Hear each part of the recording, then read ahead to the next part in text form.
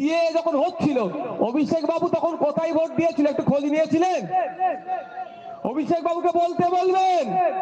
আমি এই জায়গায় দাঁড়িয়ে বলে যাচ্ছি ডায়মন্ড হাওয়ার থেকে, অভিষেক বাবু সিএ এর বিপক্ষে ভোট দিয়েছে কি দেয়নি এটা উনাকে জোর গলায় বলতে বলবেন।